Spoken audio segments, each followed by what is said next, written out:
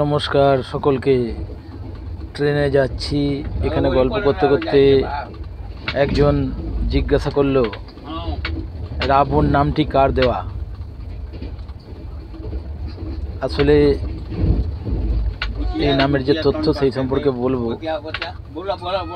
আরম্ভ করছি যথারীতি। যে কুবেরজি ছিলেন, যক্ষাধিপতি কুবের, সেই কুবেরের বৈমাত্রেয় ভাই ছিলেন দশগ্রীব। এই দশগ্রীব পুষ্পক বিমান কুবেরের কাছ থেকে ছিনিয়ে নিয়ে সেই পুষ্পক বিমান নিয়ে যখন কৈলাসে পরিক্রমা করছেন, তখন স্বয়ং নন্দীজি সেখানে এসেছেন। নন্দীজি এসে বলছেন যে এখানে শিবজি থাকেন, এখানে এইভাবে শিবজিকে উত্ত্যক্ত করা যাবে না, আপনি বিমান নিয়ে অন্য কোথাও চলে যান। তখন দশগ্রীব বলছে, কে এই শিবজি? আমি তো তাকে চিনি না, সে আমার ক্ষমতা জানে না যে কতখানি আমার ক্ষমতা। বলে সে কৈলাস পর্বতকে যথারীতি সেখানে তুলতে যাচ্ছে।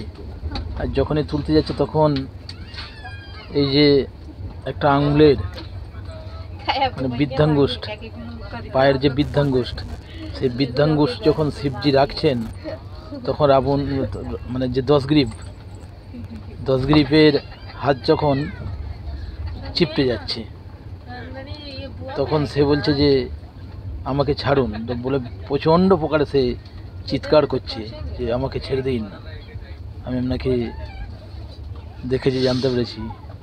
যে স্তুতি করতে আরম্ভ করেছেন, জটাত বিজ্ঞালজ্জল প্রবাহ প্লাবিতস্থলে গলেবলম্বলম্বিতম ভুজঙ্গতুঙ্গ মালিকম ডমর ডমর ডমর নিনাদব ডমর বয়ম চকার চন্দ্র তাণ্ডবম তনতু ন শিবম।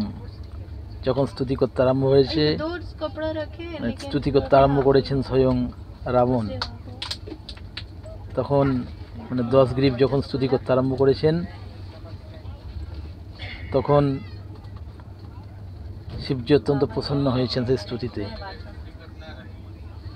বলছেন, তুমি আমার কাছে যেহেতু ক্ষমা চেয়েছো এবং তোমার এই যে প্রচণ্ড আওয়াজ, রব, আমরা বলি না রব, সেই প্রচণ্ড আওয়াজ সারা বিশ্বব্যাপী ছড়িয়ে গেছে, ত্রিভুবন